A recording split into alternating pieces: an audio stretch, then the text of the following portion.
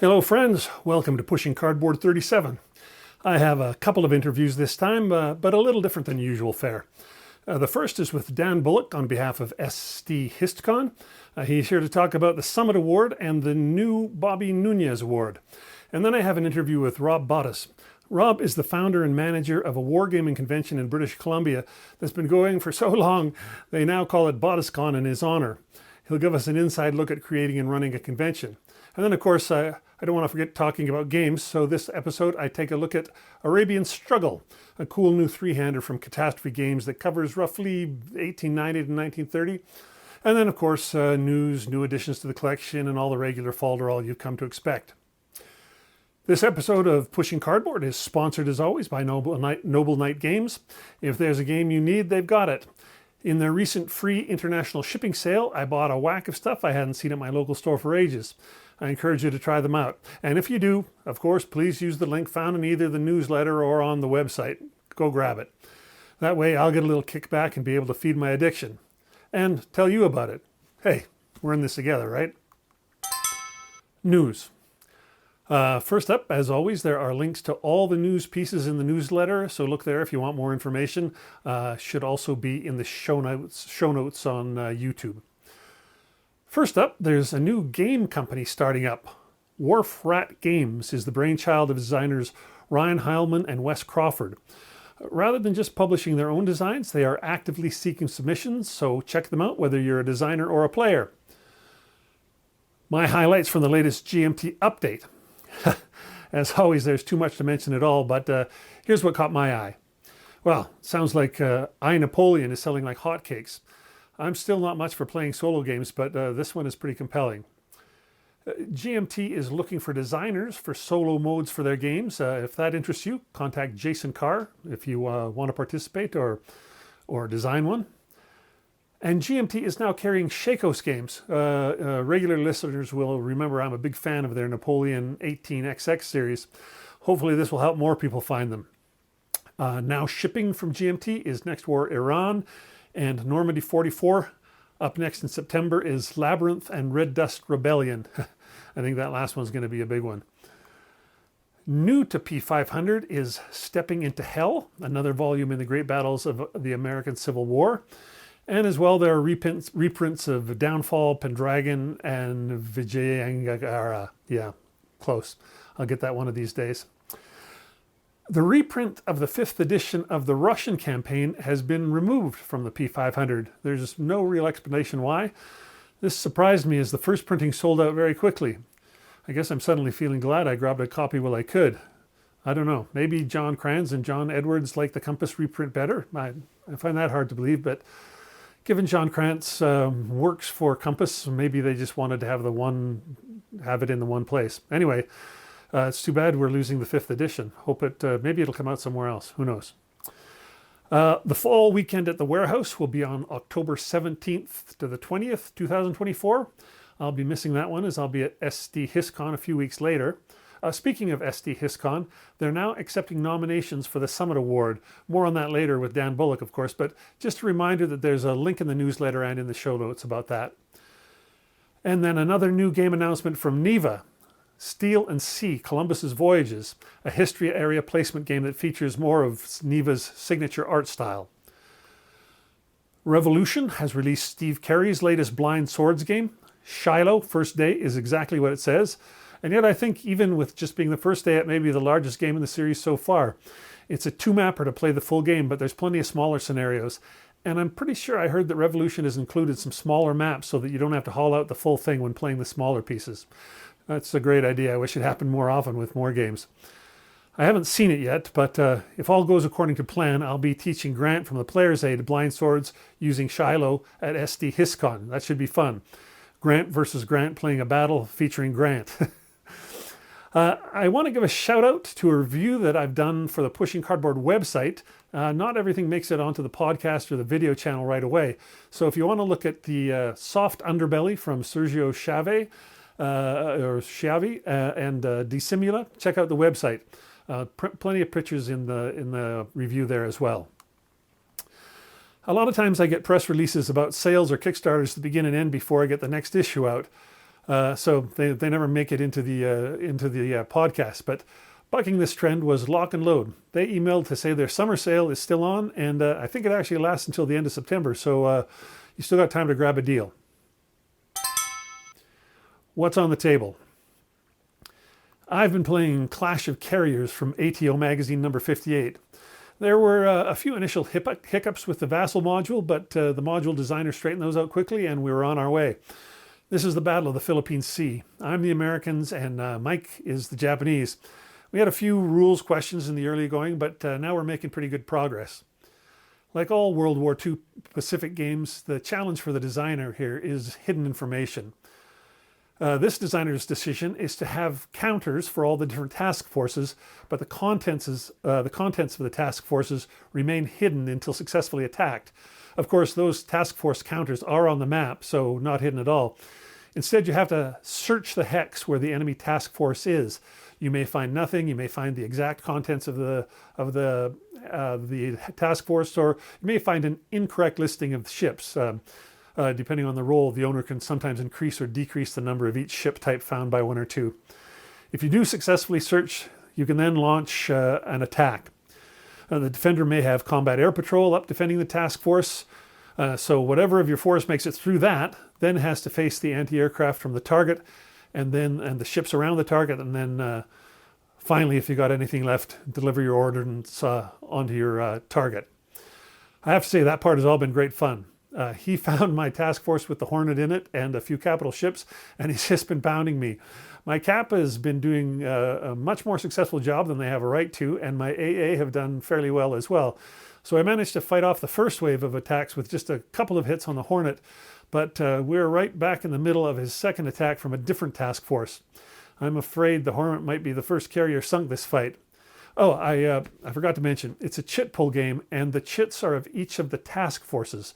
So I did manage to get one of my task forces activated between his attacks, but my search on him was unsuccessful, and then we pulled another of his chits, and hence another task force attacking the Hornet. I'll reserve my ultimate judgment on the game for now, but what I can say is once he launched his first attack, the fun factor suddenly went way up. It'll be interesting to see how the rest of the turn plays out, whether any other task force gets spotted and attacked.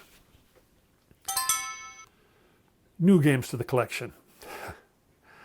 Last episode, this was a very light list.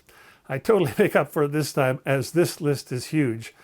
Not only did I buy a whack of used games from Noble Knight, I also bought another whack of used games from a Facebook seller. So get a snack, this might take a while.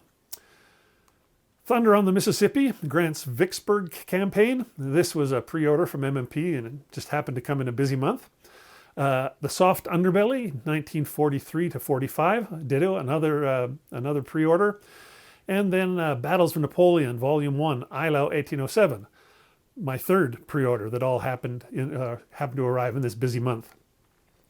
Okay, here's the first. This is one I bought at my local, my friendly local game store, RAF, the Battle of Britain, 1940. After interviewing John Butterfield last year, I thought it was time to make another exception for a solo game, and this came to my mind. My local store had two of them, but one of them had a dinged corner, so that had it for $50 off. I took the dinged one. Appearances to the contrary, I am a player more than a collector. Flat Top and Luftwaffe, the game of aerial combat from Germany. Panzerblitz, these were all part of that big Facebook sale. All three of these were games I'd passed over back when they were new. I had Panzerleader, but never Panzerblitz, and it was only $10, so I couldn't resist. The seller also had Grand Illusion, Mirage of Glory, 1914. It's a Ted Racer World War I game, so worth checking out, I thought. Hellenis, Campaigns of the Peloponnesian War.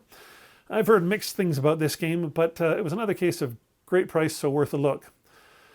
And then after that whack of used games, ATO Magazine was having a sale, so I picked up 4 titles from them. Blind Faith, The Hussite Wars, 1419 to 1434. A Crowning Glory, Austerlitz, 1805. Right Fierce and Terrible, Sluys, 1340. And Almost a Miracle, the Revolutionary War in the North. I've had good luck with ATO games in the past few years, so I decided to dive into their back catalog a bit. I'll report back on which ones I like. The next two were new, but secondhand in a local sale. Red Winter, the Soviet attack at Toljärvi, Finland. The new edition of this has been on the GMT P500 list for a few years, so I finally gave up and bought the original secondhand from someone else. It was still in shrink, so I got it for a good price, but that probably means that it'll suddenly be launched on the P500. And then the other one was the Supreme Commander, World War II. Another case of a game for a good price, worth a look. I'd always been interested in this game. Stalingrad Roads, Battle on the Edge of the Abyss. This is a new game from Nuts Publishing. They sent me a review copy, and I'll have an overview or a playthrough or something posted about it soon. It's a good-looking game, despite the center nibs. And okay, then finally, here are the used games I recently bought on Noble Knight's free shipping sale. 1750, Britain versus France. This is an interesting-looking game. No maps, no counters, just cards, big cards and little cards. Albuera, 1811. This is from White Dog Games. I think it might be my first title from them, so I wanted to check their stuff out. Battles for the Ardennes. This is the old Danny Parker SPI game with 4 battles that can be stitched together. I've never owned it, always wanted it, so here we go. Beyond Waterloo. This is a John Prados ATO game. Blitzkrieg in the West, the German campaign in Western Europe. This is a Joe Miranda game from Canvas Temple. I know nothing from them either, so like White Dog, time to check them out. Night Drop 2, Pegasus Bridge. Well, I jump on Battles Magazine's games whenever they're at a decent price, so that was a no-brainer for me. Panzer Command, The Gateway to Stalingrad. This is an Eric Lee Smith game published by Victory Games. That's a winning combination in my mind, so another no-brainer for me. Prairie Aflame. I can be a sucker for games set in Canada, and this is set in Western Canada, where I live. Winter Thunder, The Battle of the Bulge. This is a Brian Train design. I think he may have used some of the Winter Thunder mechanics later in his Schelt game from Hollandspiel, which I liked, so I wanted to try this as well. So, anyway, that's everything. I have a lot to explore. Okay, it's time to hear my conversation with Dan Bullock about the Summit Awards. Dan is a game designer, but he's also a podcaster. I recommend his podcast, Game Design Deep Dive, where he interviews even more designers than I do, and often about the specifics of game design. And then as well, he's on the board of SD HISCON and heads up their Summit Award, which he was here to talk about. Here's our conversation. Hello, I'm here today with Dan Bullock, a noted designer and also a podcaster. How are you doing, Dan? Very good. Thanks for having me. Yeah, how does it feel to be on the receiving end of the questions for a change? I'm pretty good at flipping it. I've got practice turning the tables when needed. Yeah, I had the same experience the first time I interviewed Harold Buchanan. All of a sudden, I felt like I was the guest, and we were only like 5 minutes in. Yeah, absolutely. I like that he basically will just bring up something if he wants to talk about it, and I haven't asked, like, that question's all right, but a better question might be. Oh, good. I feel like I'm being taken to school. That's great. Yeah. But that's fine. I learn something every time I talk to him. He's actually tangentially related to what we're talking about today. You've come to talk to me about the Summit Award, which is sponsored by or created by San Diego HISCON. I had a little bit of confusion. I mean, I'm slow on the uptake here, but just in case anybody else has got a little confused, I understand what the Summit Award is. The Zenobia Awards seem to be somewhat similar. Is there any affiliation between the two or a relationship between the two? They're kind of like first cousins in a way. So the Summit Award is an award recognizing a historical game that was published in the previous year that's kind of broadening the hobby a little bit. Right. So what we're looking for is like novel topics, something that's creating like improved accessibility and kind of the wider hobby as well, for historical topics. And then sometimes it's just like innovative systems, right? I often point out, one of the first years, like the very first year that we had the award, where we were accepting nominations, Red Flag Over Paris was our award winner. But that was like a great example of a game on a novel topic that also was very accessible. Like the Right, right. system was not very cumbersome from a rules or complexity standpoint. But another nominated game from that year was Atlantic Chase, which is, I think, a fairly complex game, but not overly complex, but No, also yeah, yeah. a brilliantly innovative game, like Yeah, wonderfully innovative game on a topic we've seen before.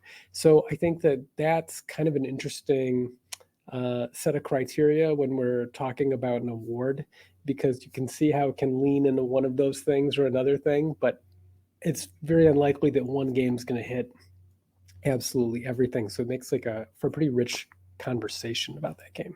well, it's also only one can win, but it always feels to me that in any kind of awards, from the Oscars to the Grammys, or whatever your local awards, whatever you have, the you get to see the nominees, and that's where you go.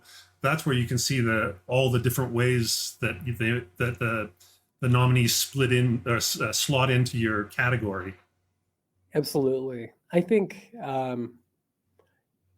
personally, like for the kind of games that a lot of folks make in kind of the growing kind of realm of historical games that aren't necessarily kinetic war games, I think we're finding that my experience has been that it's not a super competitive bunch in general, because we sort of understand that there's like a niche, and we're making a game on this topic because the game doesn't exist.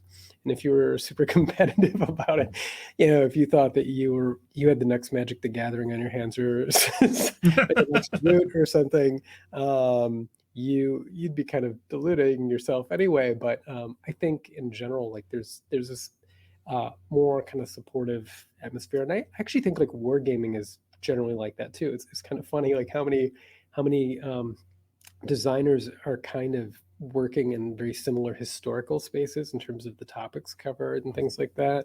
But I just don't really think that there's like an ongoing like fatwa between David Thompson and like other guys who are designing games about World War II or topics or anything like that. Well, I notice, well, like we both interview a lot of designers, and I've always noticed that, especially with the designers that I think of that are at the very top of their craft, there's absolutely no competition.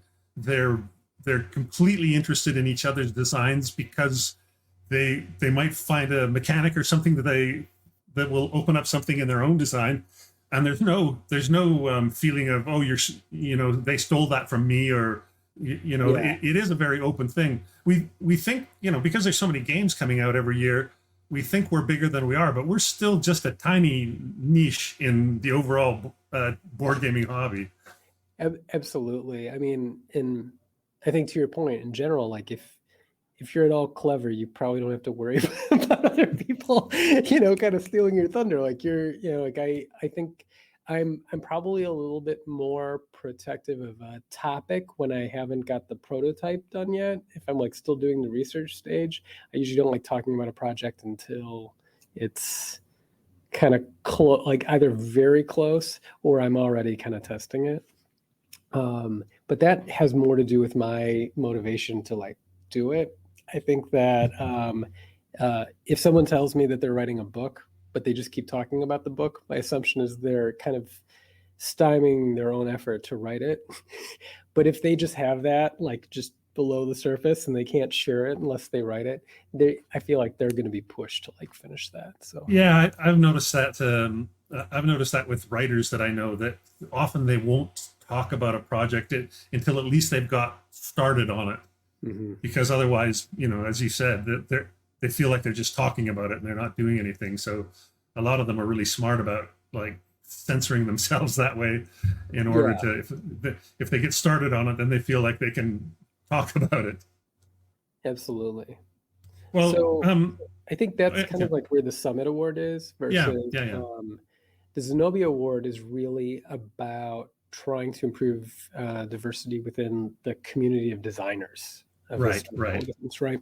And so that's more a kind of mentorship program and opportunity where they are partnering kind of established designers, published designers with first-time designers, in some cases actually people who've designed a game before but maybe not a historical game, and partnering those two groups together to help them create a specific historical design. Right. There's all that mentorship, and then it goes on for about a year, and then at the end of the year, somebody gets an award for it. But the real thing with the Zenobias is that mentorship with getting the help from an established designer when you're just trying your first go at a historical game. Yeah, I mean, I think that mentorship opportunity just kicks ass. That's fantastic. That's what it's all about. And I think that for many of us who didn't have an opportunity like that when we were starting out in design, we've all cobbled together some weird version of it, like in our own way. I mean, Grant, I don't know about you. I started a podcast basically that was like sort of the the low rent version. Was like, oh, I have an idea. I'm gonna talk to Volko for an hour, and it'll be an interview, but I'm gonna just be like, Yeah, no, learning. I was the during same way. I thought that too many, like, well, a bunch of my favorite wargaming podcasts or historical gaming podcasts, they'd gone off the air. Like people burn out and they don't do it, and it felt like, oh, there's less and less to listen to.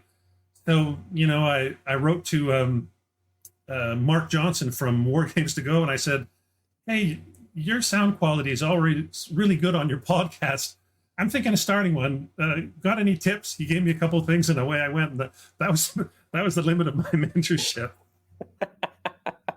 I mean, sometimes it's just all on the job training, right? Like you're basically just going to find out, in my actual career life, I think when I took my current position, it was a 2-page Word document that was the sum of my training for my job. It was waiting for me at my desk on my first day. And it's like, all right, well, I guess this is how we do it. But yeah, so no, I think that's a really cool opportunity with Zenobia, but the Summit is very different. Like Summit is about recognizing kind of published work. A game as opposed to a designer. I mean, obviously a designer designs the game, but you're looking at the output out like somebody's game, whether it's a novel topic or a novel approach or whatever. So you're the chair of the Summit Award. Is that? Yes. Yeah. Does that put you out of the running? Because when I think of what the Summit Awards are all about, and I think of your games like the 1979 on Iran or There Will Be Blood game, I go, well, these are like perfect games for what would fit the Summit Awards criteria, I think, right? Generally speaking, I would rather give out awards than get them, but that's just, I mean, that's a very Midwestern vibe. And I can't say that everybody in the Midwest feels that way, but I think a lot of us do. I definitely feel like the opportunity to kind of recognize other folks in the hobby and the work they're doing, especially when it's a designer who's working on their first or second game on kind of this kind of eye-opening topic or like some novel take on an established one. That's really exciting. And I feel maybe this is really conceited in some way because it's not like I'm killing it sales-wise, but I definitely feel as though with my games, it's not like as much of a struggle as it used to be to like get them in front of people or to like have people know about it. They kind of know that like if I'm working on some weird little project, like they're gonna find out about it eventually, and those who are gonna opt in will self-select in, and those who are not interested will self-select out, and that's perfectly fine. But I think for some of the great games that have come up in the first 2 years of the Summit Award, and I'm very excited to see what gets nominated for 2023 because it was I just think it was a really rich year for like some really great topics, and I don't know what your experience was with the year 2023, but I'm still playing a lot of those games. I'm still like trying to get through a lot of those titles. I'm still getting through some of the 2022 ones. I'm always behind. Well, in terms of this is the third year of the summit, right? And the first winner was Red Flags Over Paris, Fred Serval's game, Yes. and then and so that was one that was an under games topic, really. The French, well, Paris just a chunk Commune. of, yeah, Yeah. Paris Commune, not the French Revolution, the Paris Commune, and then but it also had some, it looks a bit like a regular CDG, but there's a lot going on with that. It had some interesting new mechanics as well. Yeah, it kind of used a little bit of the template laid out by Mark Herman's Fort Sumter, but it did add its own signature fingerprint to that Yeah, yeah. design. And again, I think that was like a very accessible title for like a lot wider audience, in part because I think the rule book is very manageable. In fact, when I was writing with Joe Schmidt, the rule book for In the Shadows, which we just put the finishing touches on for GMT, we used on our initial pass the Red Flag Over Paris rule book as kind of like our template for how we were going to lay that out. So it's very helpful to like kind of have stuff like that in the hobby where it's like the good rule book examples, the good development examples, things like that. I was talking to Volko Runke. He's got the new game coming out called Coast Watchers, Mhm. and he was unhappy in some ways with his Levian campaign rulebooks. So he took Jerry White's Atlantic Chase rulebook and said, "I'm going to use this as my new template and see if I can." It's like if you see somebody doing something well in a way you like, jump on, right? Yeah, absolutely.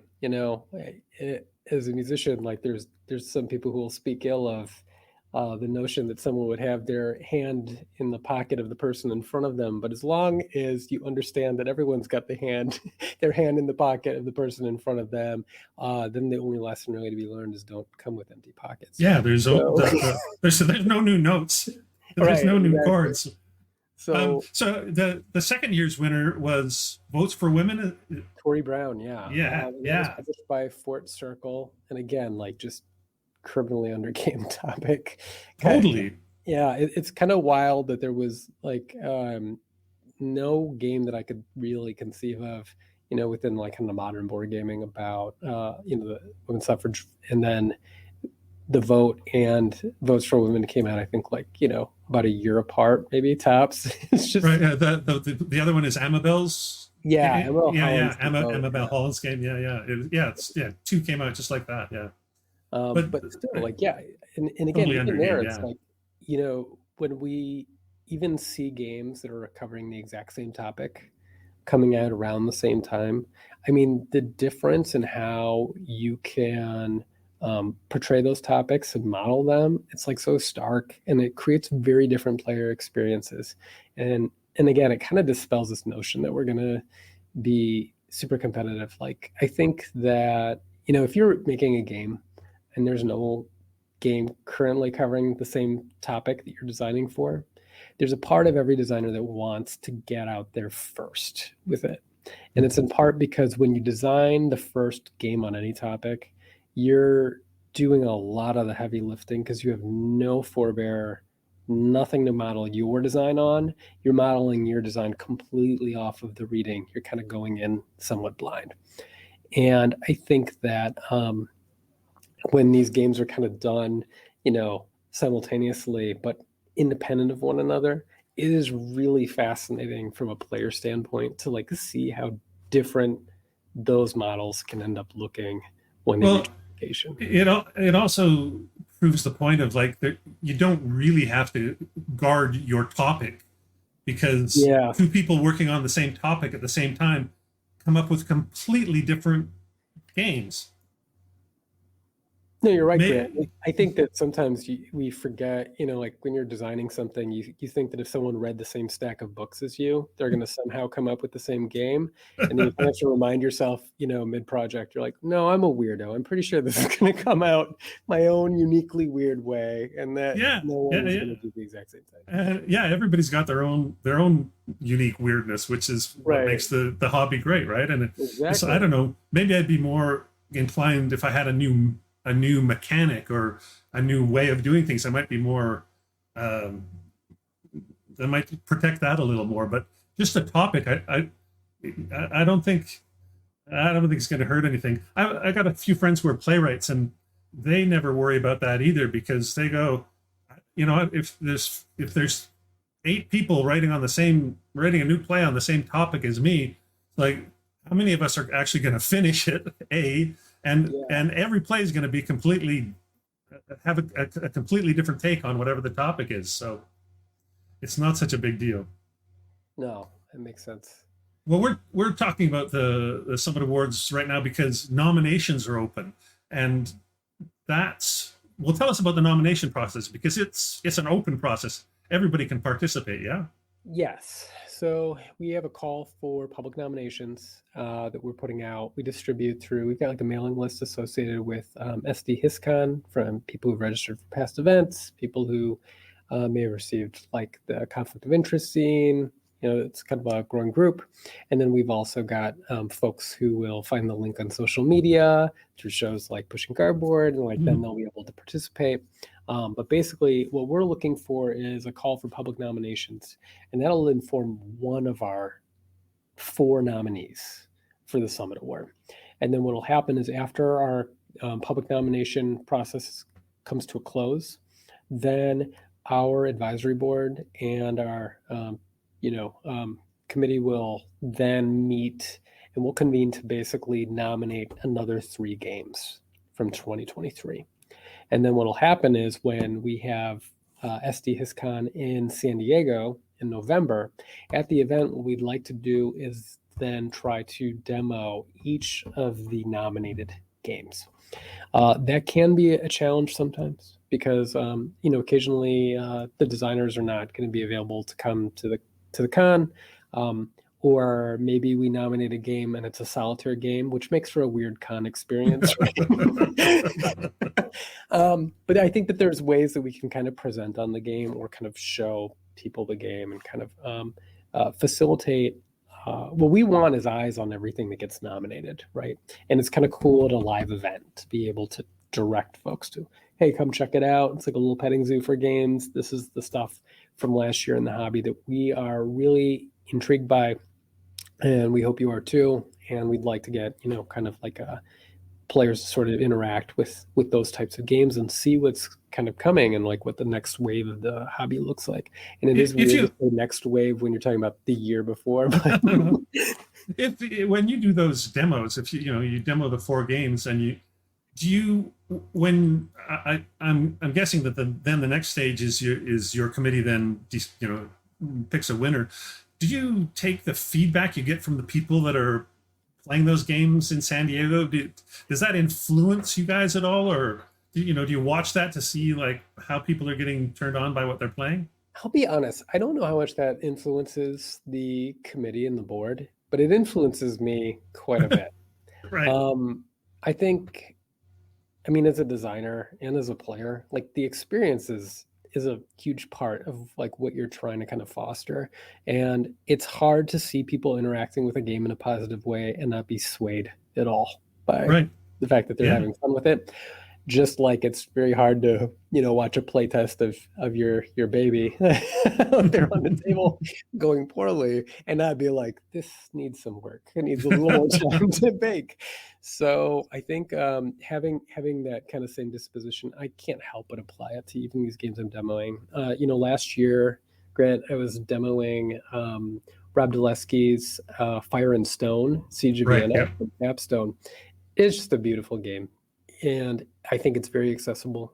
And I love that we're trying to trick people who buy Capstone games into playing something with hexes on the map. It takes a lot, but we were able to get them to do it, And I just thought it was interesting how good those individual demos were. Like I'm watching 2 people playing the game and I teach it.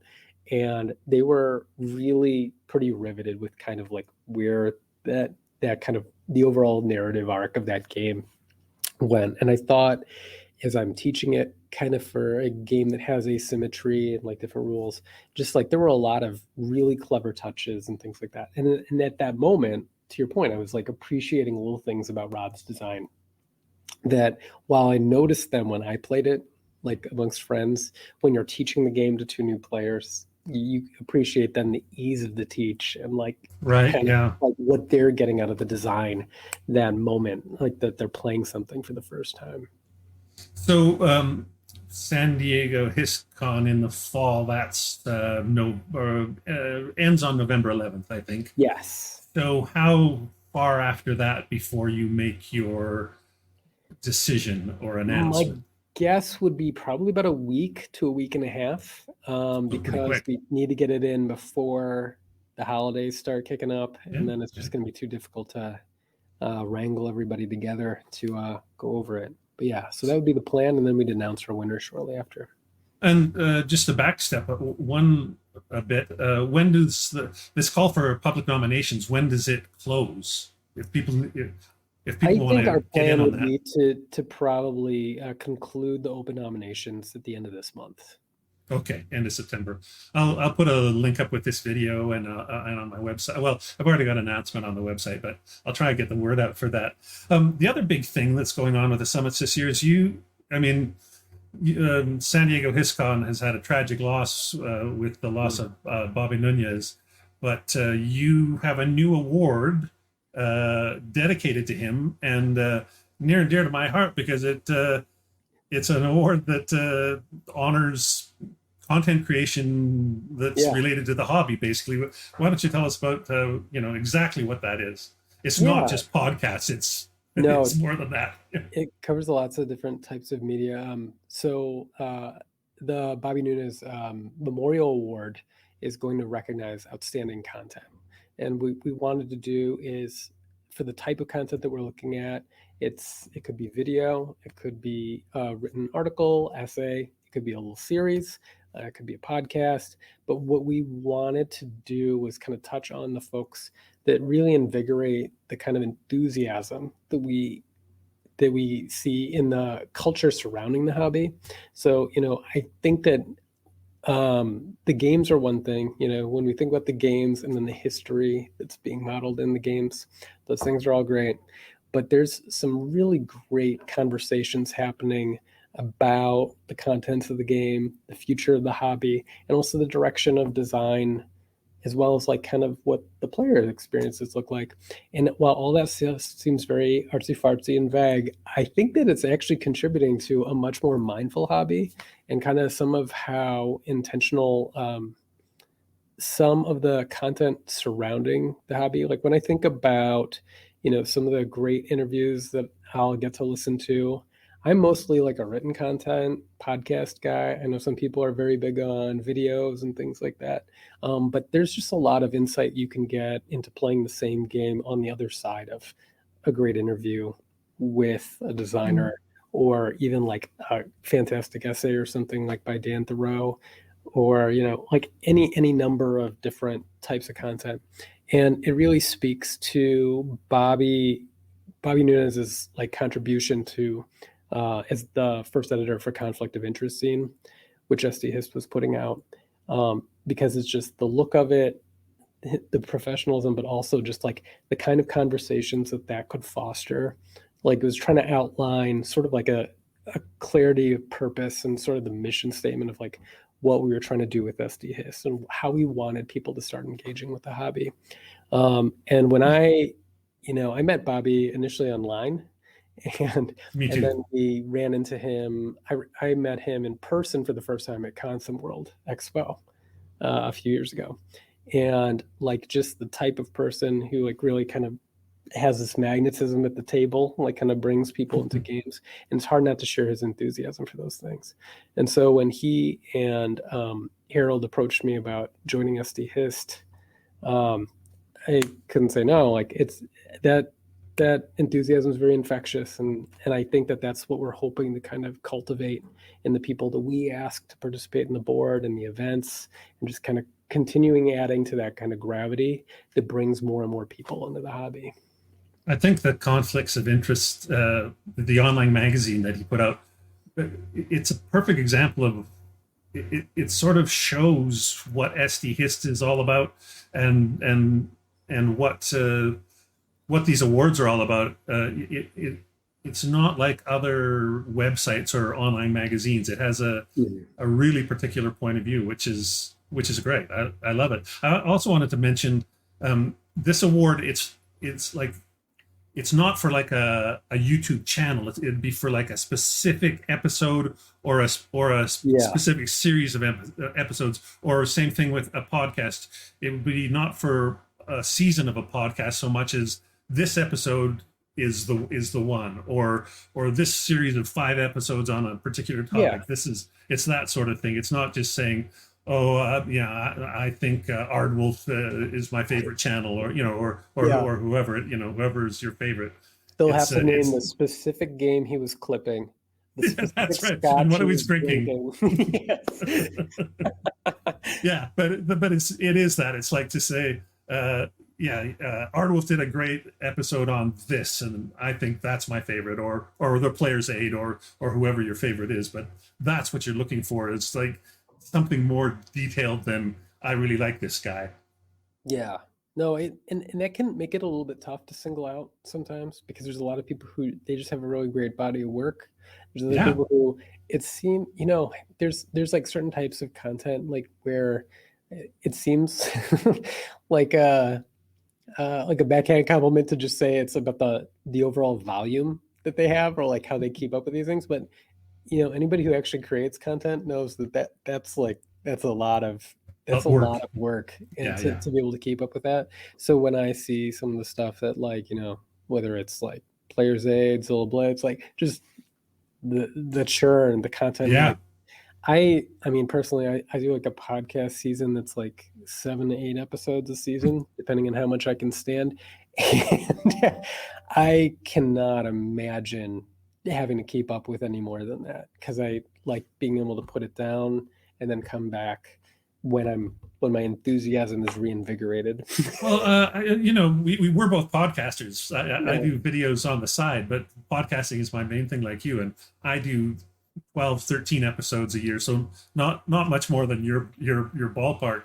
But there's something about YouTube, about the whole vibe there, that just seems to encourage people to go more, more, more, more, more. It's like Yeah. this endless maw. Like it's not the hobby telling those guys that they need to do it, but there's something about YouTube itself.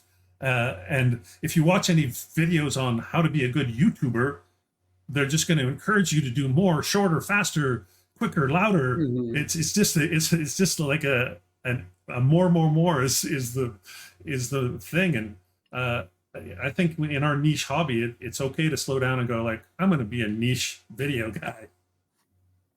I think picking your spot, everything is about that, right? Like kind of finding like your little unique angle. And that's why, if like you and I were going to interview like John Butterfield in the space of a week, the odds that you and I are going to ask him the same questions, it's too big of a career. It's just too much to cover. There's no way. There's just no way we're going to ask, like, we might have similar questions, and then we don't even know if we're going to get similar answers, because John's pretty, he's pretty swift. He'll like probably just, answer the same question different both times just for his own amusement. That's great. I'm glad you brought him up too, because when you were talking about the things that you were looking for, there was a lot of focus on the future and what's coming up. But some of those interviews, like I did interview John, and perhaps you did too, but to talk about his body of work and his take on the hobby and the hobby's history, I think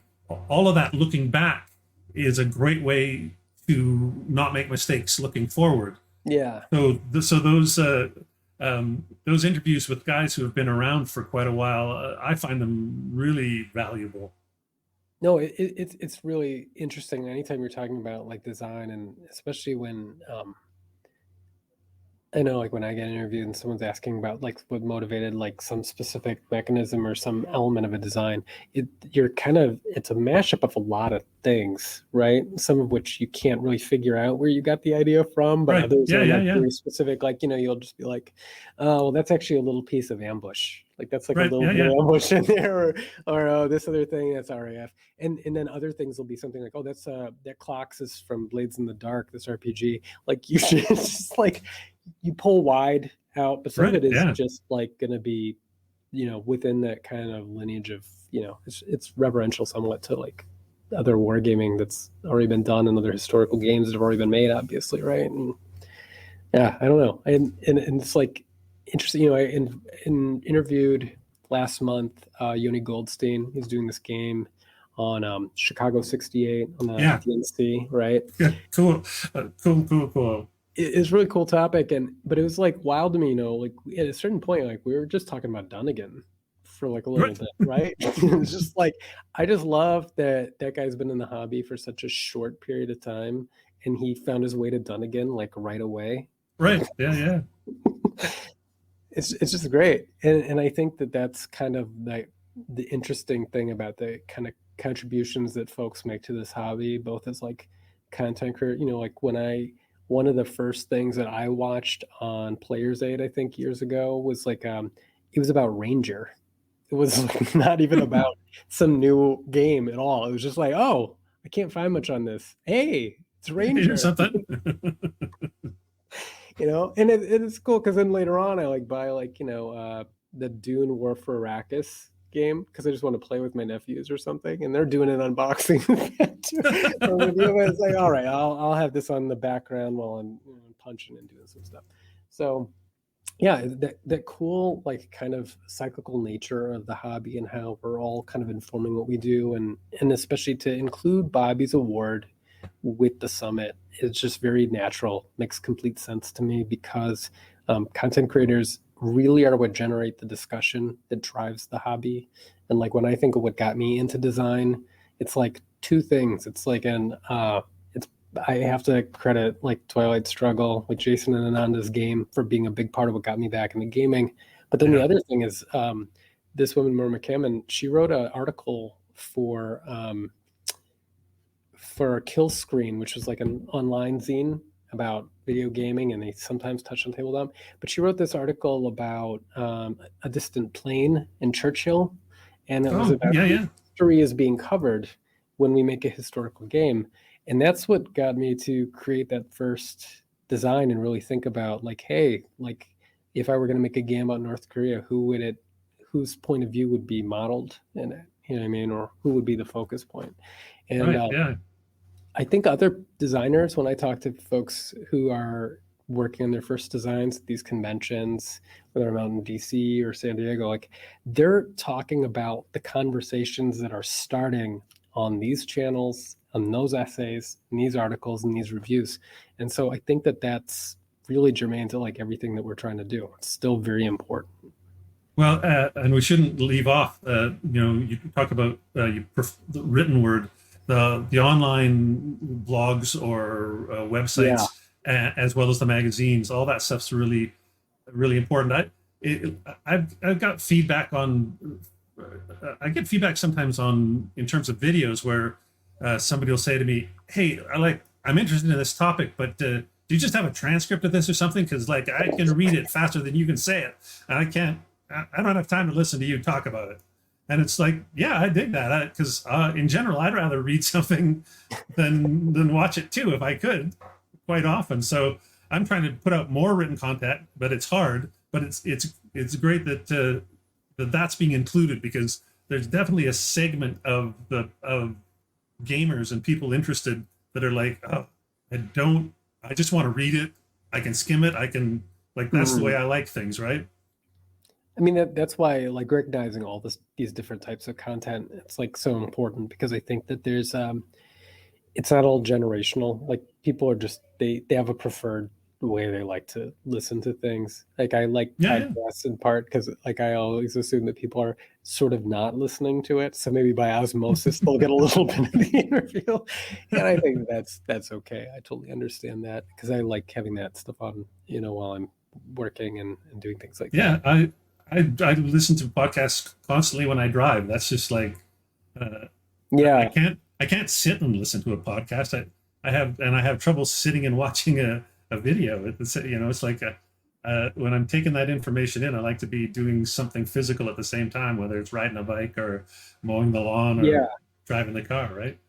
No, absolutely. But it's funny when you say it's generational, because I also like some of the really older generation, like guys in their 70s, I find a lot of those guys, it's like video only. Even if it's a podcast, they want it on video because for a lot of folks, like the internet is Facebook and YouTube, and that's what it is. Yeah. So it's generational in a weird way that comes back and bites itself on the tail again. It's also it's tough to imagine people who can do everything well. Like, I mean, personally, like I don't, I don't really do video content because I just don't want to. Yeah, sure. I mean, it's like, oh, that I'm gonna have to get a camera and I'm gonna have to do this thing. And I'm gonna have to do that also. Like if I did some, and then I've got half the people I interview were like, please don't put me on camera. It's like, oh, okay, so that's easy to manage, right? But I think about like, there's not a lot of people who like they would write outstanding content and then they're also going to do a great on-air interview, and like they're just different skills. And it's great when someone can do like two of the three things, but almost no one can do like all three. I remember being blown away the first time I was like, I read like some review that like Bruce Garrick had like written up for this game, and then I remembered his podcast, and then watching that video segment on Dien Bien Phu Final Gamble, which is classic. That's what got me to buy that game. But it's just like he did all these things and they're all great. Like they're all just excellent. Yeah, but he's also like he's like that's the dude that's the brain surgeon, right? Or the like, this is a bright guy here. He's like, yeah. I kind of go, what can't he do? Yeah, but I mean, I work with like oncologists every single day, and there's a bunch of them that I wouldn't trust to order lunch, let alone very true. Very true. Things. So it still comes back. Yeah. So speaking that video series on Dien Bien Phu is like if that was made this year, it would be a shoe-in for this award. That series was like one of the best video series ever made, or best videos ever made. You would get my award, whatever that would be. But yeah. Well, I mean, it was just so like he just took that battle, broke it down, and talked about other game like it just he just tore the whole thing apart and gave you compelling reasons why this was Tim Kanger's game is the one you should play on the topic, and here's why. Yeah. Well, I think. Well, I guess the other thing I should ask. So, if people are nominating, they go to the same webpage to nominate a game for the Summit Award, and at the end of that page is where they could nominate a piece of content for the Bobby Nunez Award, right? Yeah, and honestly, it's not. I think on our survey we didn't phrase it as though it was about calling for a nomination for that award, but we did want the folks who were responding to the survey to highlight like something they've read, in the past year, or some bit of content that they wanted, that they felt needed a little more recognition, or they felt like was really outstanding in some way. Yeah. And maybe all that'll come out of that is that we'll just have like a lot of cool things to link to and reshare with other people and kind of broaden its reach. But that's kind of the goal overall for the award, is to kind of spread the reach of some of this content. And how will are you going to actually give an award to one of them? Like, what's the process for that? I think that's still, for that nomination process, that's going to be when we convene with the board, and we will go over what the respondents have kind of offered us as well and kind of directed our attention to.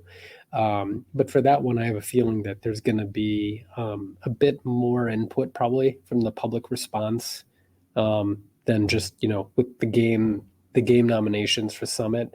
It's like the people get one for sure, kind of lock in, and then we can kind of, as the board and the advisory committee kind of convene, we're able to actually try to pull something out. So it's not just the game with the biggest publisher and the best distribution is the one that's going to get the nominated game necessarily. I mean, those games are going to get nominated or like suggested a lot. I mean, that's just how that works. But you want to be able to highlight games that are a little bit challenging, a little bit difficult, or maybe just have smaller publishers, less marketing, less maybe the production value isn't as consistent with the kind of VUCAs and the GMTs of the world and things like that. It's a tough break, but there were a lot of 2023 releases that I thought were pretty outstanding. I'm not going to name any because I don't want to set my thumb on the scale, but people are going to get to see a lot of these things in San Diego in November and hear about them in the coming weeks. So I'm excited about it. Well, that's great. I think we probably talked about everything we need to talk about the Summit Yeah. Awards and the Bobby Nunez Award. Is there anything else you wanted to get out there before we wrap things up? I don't think so. I just wanted to put that public call out, and hopefully we'll get a lot of folks who are interested in sharing their opinions with us. I mean, it's the internet. I generally think that people are just waiting to share their opinion with someone. Yeah. About I put a nomination in for the Summit Award, and I put a non-pushing cardboard recommendation in for the Bobby Nunez. It's super easy to do. If you've got something on your mind, I encourage everybody to go to the webpage and do it, because it takes under 5 minutes. It takes 3 minutes to fill out the little form and submit it. It's great. It's a very short great. survey. Yeah. Well, thanks, Dan. It's been great to have you on. We'll have to talk again another time about your actual games rather than this other thing you do. But I look forward to seeing who the nominees are. I'm gonna be down in San Diego, and I'll see you there, and I'll see what the 4 nominees turn out to be. Yeah, we'll have a lot of stuff to check out down there, I'm sure of it. But yeah, thank you so much for having me. Oh, no problem. Thanks very much. All right. Now that you've heard more about it, check your newsletter or the show notes for a link, and you can nominate a game for the Summit Award and suggest an episode or a series or an essay for the new Bobby Nunez Award. Make yourself heard. Before we get to the next interview, let's break things up by looking at a game. Arabian Struggle. Catastrophe Games is a fairly young publisher that I didn't know much about, other than that their game Judean Hammer was supposed to be terrific. So when they sent me a pre-production copy of their new game to look at, I was intrigued. Even more so, given it apparently shares a few mechanics with the much-loved Judean Hammer. Arabian Struggle depicts the politicking, fighting, and backstabbing that is sometimes referred to as the Arabian Civil War. Civil war might not be the exact word we want here, as we're talking about a whole region where the borders were constantly shifting, and also included a huge amount of outside colonial influence, first from the Ottomans and then the British and others. The map runs from Transjordan and Iraq at the top to Yemen at the bottom. It's divided into 9 regions, 10 really, but 9 that are playable and scoreable. And each region is further subdivided into 3 to 6 areas. Dominating a region by controlling the most of its populated areas is the main way to score points. Okay, so what is the period we're talking about here? The game is divided into 3 segments: pre-World War I, World War I, and post-World War I. The pre-World War I segment represents roughly 1890 to 1914, when the Ottomans were still a dominant colonial power. The House of Rashid, the House of Saud, and the Hashemite Kingdom were all jostling both to drive out the Ottomans, but also to become the dominant power in the region. Those are our factions in the game. It's a 3-player game, each taking one of the Hashemites, the Rashidi, or the Saudis. The Ottomans and the British are also represented, but they are non-player empires to be used or disposed of as each faction sees fit and is able. The second segment of the game is World War II, and this is where the British show up in force, ruining everybody's plans. And then the final segment of the game goes roughly from 1919 until roughly 1930. Historically, the Saudis, of course, were the ultimate victors and consolidated the Kingdom of Saudi Arabia in 1932. Arabian Struggle is a card-driven game. In each of the 3 eras, each faction is given 6 cards, so we will see 18 cards played each era. After each era, there's a tabulation of victory points. One faction may earn VPs in the first era for dominating a region on the map, but then in the next era, a different faction may dominate and score for that same region. That doesn't take away from the points awarded for the first era. If any faction makes it to 12 victory points before the end of the game, they are the immediate winner, or if a single faction manages to capture 4 specific locales, same thing, immediate winner. If no one wins outright that way, then the faction with the highest victory point total at the end of the game wins. The cards are much like many CDGs you may have played. They have ops points in the top and an event in the center. The event is either neutral or belongs to one of the 3 factions. You can play your own cards for either the ops points or the event, but if you want to play a card for ops points that has an opponent's event on it, like many games, that opponent can then choose to play that event. You get to decide if they do play the event before or after you use the ops points, though, so you get a little bit of wiggle room. There's a twist here, though. If a card is used for its event, it is removed from the game, not put in the discard pile to be reused. The reason you may not want to use your event has to do with the final bit of info on the cards. Along the bottom, there are icons for the 3 factions and the 2 colonial powers, along with a number beside each icon. These numbers are used in battle, so if your opponent plays one of your event cards for ops points, you may not want to use it for its event. You may want to keep the card in circulation if it has high points for you and low points for the others. The events are colorful and give us a way to know a little bit more of the conflict in that we're gaming here. They grant temporary bonuses or add units or remove units, things you're familiar with from other CDGs. All the sorts of things that make a game a little spicy. I should also mention that many of the card events are only playable in certain eras, so sometimes you can get away with playing an opponent's card without worry if it's dated for the wrong era. When it's your turn to play, if you don't play a card for its event, you can use it for its ops points or to try to gain influence at the tribal conference. This tribal conference mechanic, it can only be done once per faction per era, and it's a bit of a sub-game. At the end of each era, the faction with the most tribal conference points gets 1 extra VP. But apart from events, ops points are the main drivers of the game. You can use your ops points in 3 ways. Recruitment, you get as many new units as the strength of the card, ranging 1 to 3. Movement, you can move as many of your units as the ops points, number plus 1, so the range here then is 2 to 4. Anywhere that you end up in the same area as another faction, you must stop moving and combat will be resolved when your moves are done. And then finally, your third option is attacking an empire piece. While factions cannot occupy the same space as each other without initiating combat, factions can coexist in an area with empire pieces. However, this means you don't control the space, the colonial power does. So using your ops points this way allows you to attack in spaces that you share with an empire piece. If you're successful, you'll control that space and the empire piece will have been removed from the game. Combat is super simple, whether it's between factions or against an empire. You total up the number of units you have in the area, you add in any bonuses you may have had from events that have been played earlier. Your opponent does the same, and then you flip a card from the deck, and each player adds the number from the bottom of that card that's next to their faction icon. And you add that total to the points you added up earlier. Highest total is the winner. In an unusual twist, ties go to the attacker in this game. The loser will lose 1 piece and maybe more. If they have any left, they will have to retreat.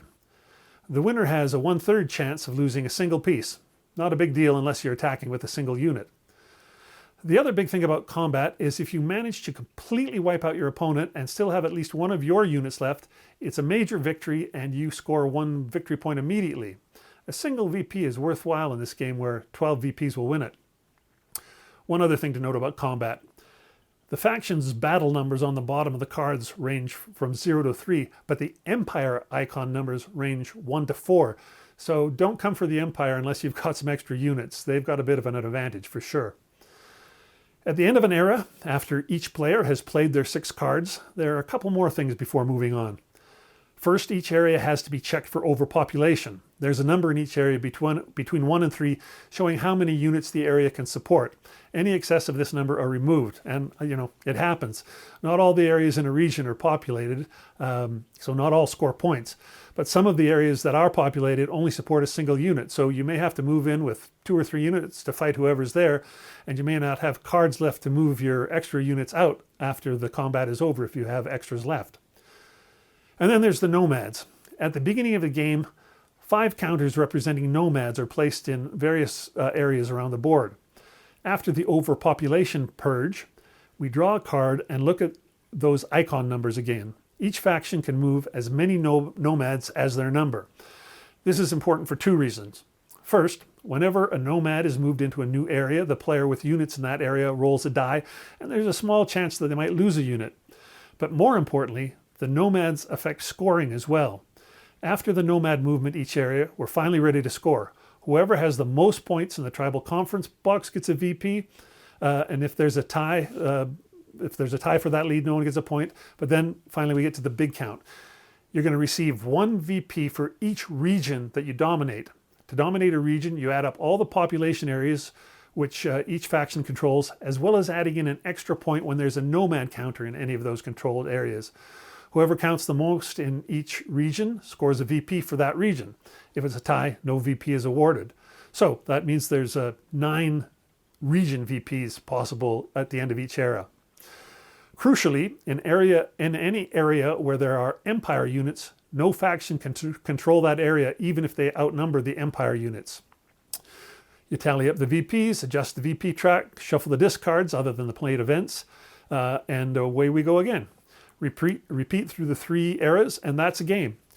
The publisher says it can be played in an hour, and that's probably true once you're familiar with it. I think 90 minutes is more likely. As a CDG, I found this to be a bit of fresh air. It's probably because of the player count. 3 just puts things on edge a bit. It's always 2 versus 1 on some level, even if the 1 changes many times. The rules are clear and easy, and yet I always felt like I had a myriad of choices, at least until the end of the game where you're counting points and desperately trying to figure out a path to win. And it's always exciting to be introduced to some history you know little about. For myself, I knew about the House of Saud, obviously, but I'd never heard of the Rashidi. And I thought the Hashemites were from some earlier period altogether, so I was a bit clueless. I don't mind saying it. Getting to know some history through a game almost always inspires me to read more about it, so look for that in a book review coming up. That said, that means I clearly have no idea how historical this is. Compromises were surely made in boiling down the design. There must have been more than just 3 factions in the fray. I assume the ones we have are just the largest 3.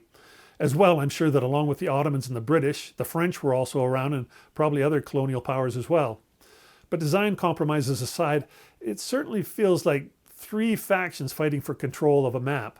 The old proverbial knife fight in a phone booth, as there's nowhere to hide and no approach to battle. You're right in it. You start on top of one another from the get-go. It was fantastic fun. Oh, and I almost forgot, it is a 3-player game. There is a 2-player mode where the Rashidi are played automatically. I haven't tried it. I imagine it would change the dynamics of the game pretty much by removing the 2 players ganging up a 1. But it's good to know that it's there for those who are determined to play it, even if only 2-handed. There was a Kickstarter campaign to do a full-scale production run of this game. I'm not sure how many copies Catastrophe was aiming for, but they recently canceled the campaign and announced that they're going to be selling it through their website using the Blue Panther print-on-demand service instead. It's a shame they didn't get the support they needed for the full run. It's a game that deserves a wider audience. But of course, the good news is the whole project wasn't scrapped. You can still get the game. I suggest you do so. Okay, today's second interview is with Rob Bottos, creator and head of British Columbia's largest wargame convention. It's been going so long they got rid of the original name and now it's simply known as Bottoscon. I thought it might be interesting to hear from someone who has done the grunt work of not only creating a convention, but also maintaining it for close to 2 decades. As you'll hear, Rob is an enthusiastic and passionate ambassador for our hobby. Here's our chat. Hello, welcome. Today I have the pleasure of speaking with Rob Bottos. Hello, Rob. How are you?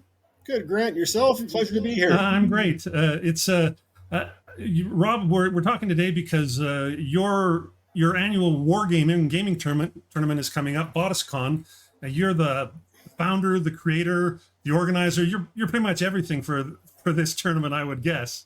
I am, given the convention bears my last name, but I will tell you, I'm not so shameless to have named it after myself. I had a very lame-ass name in 2007 called Canadian Content. And one of my friends says, Rob, that name sucks. And suddenly 31 guys are chanting my last name. And I'm like, so what my last name it is, and it's stuck. So I'm either famous or infamous. I don't know which. It's not, it doesn't feel like vanity to me. It feels like a small reward for all the work it takes to keep pulling this thing off year after year. How many years has it been now? This year will mark the 18th year. Now, granted, in 2020, due to the pandemic, we didn't host the event, but we've been running since 2007, so this is our 18th year. And Yeah, and for up until about 2015, 2014, I did it all myself.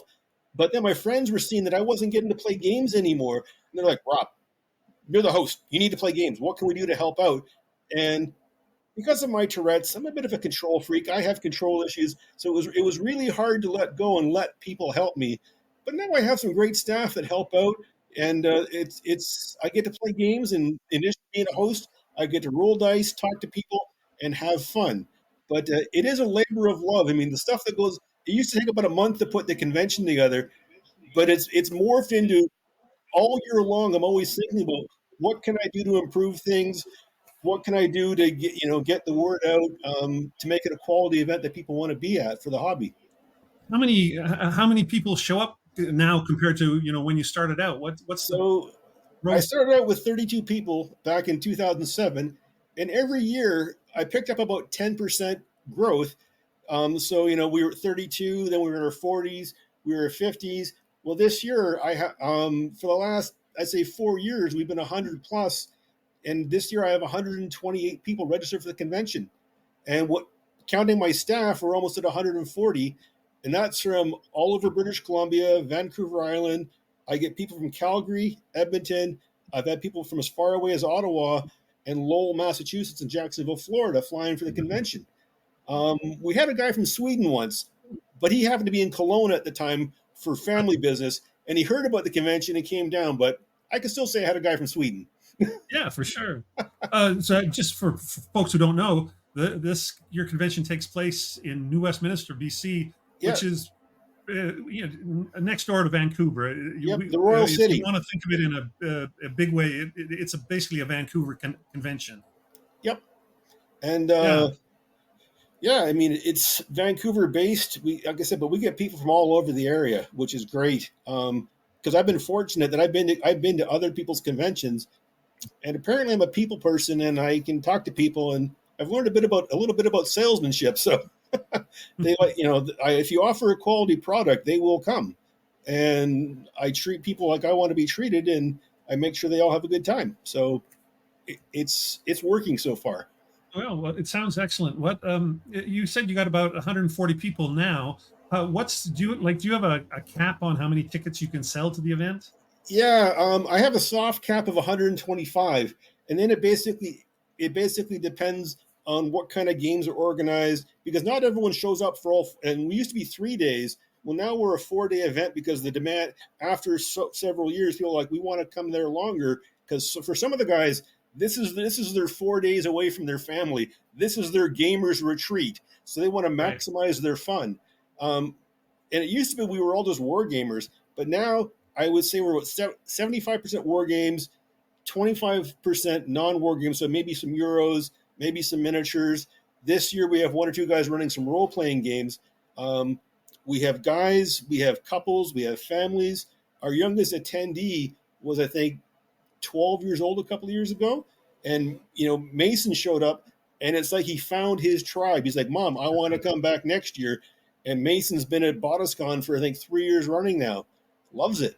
Because if you don't get younger people and other people in the door, as you and I both know, we're going to gray out. And I mean, since I started the event, I've already had 6 of my friends pass away Right. that used to come to the convention. So I mean, we're all going to kick the bucket at some time. So if we don't find a way to bring new people in the door, we're going to die out. Well, I was looking at your website and the schedule of events, and yeah, it looks like you have it's over half war games, but you have a fair number of fantasy or science fiction games, Yep. Red Dust Rebellion, things like that going on as well, Yeah. right? And there's a great crossover. So there's guys that will they only play ASL. That's all they're there for. And there's guys that only play Hex and Counter. But there's other people there. They'll play some Hex and Counter war games. They might play a Euro or what they would call Ameritrash. But it's a great crossover. And the beauty of it, some of the people that were only playing Euros they're now actually playing some war games. So Right, it's great. right. Do you, But I do you, started out because in Vancouver, we had a science fiction convention, we had a miniatures convention. There was no wargaming convention in Vancouver, and I've been to other conventions, but nobody wanted to organize one. And then finally, one of my friends says, if you organize it, I'll come. And you know how there's always that in high school, there was that one cool kid. If that kid was coming to your party, suddenly it was cool to go to. And then people are on board and they're coming to your event. Well, that person was my friend Art Brochet. And in the space of a month and a half, I put the first convention together and 32 people showed up.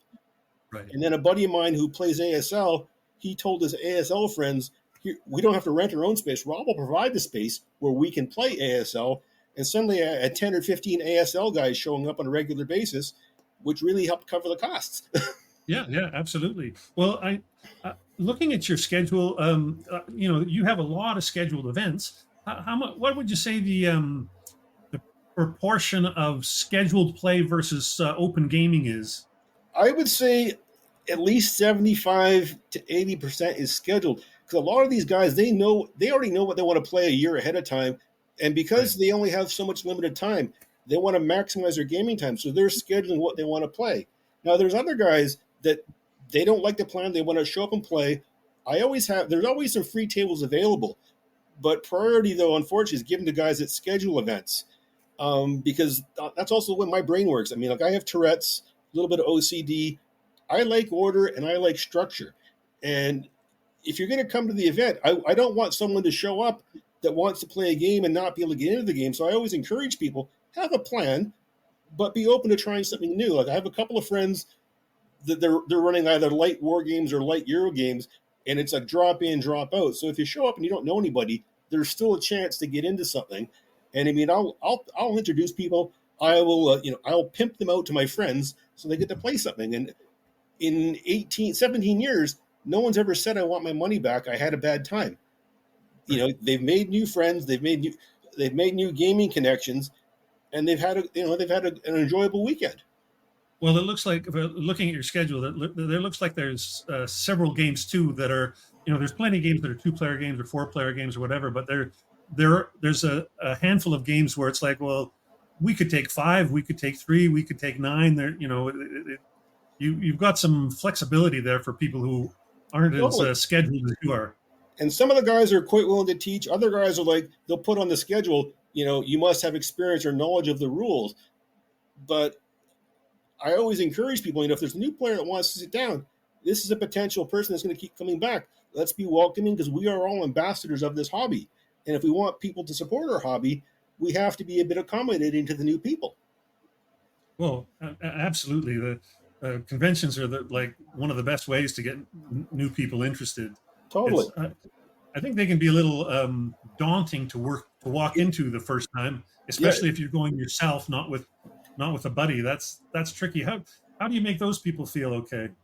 I was one of those people. So I was part of a local gaming group, and the entire group would go down to this convention in Washington State, but they were playing a game I didn't want to play, and I didn't know anybody, so I never went. So I took out a wargaming singles ad for the convention, and somebody answered my ad, and we ended up playing Down in Flames by GMT, and Ralph Shelton, he's now the designer for Men of Iron. Well, I met Ralph at Dragonflight in 2004, and we became fast friends as a result of him answering my wargaming singles ad.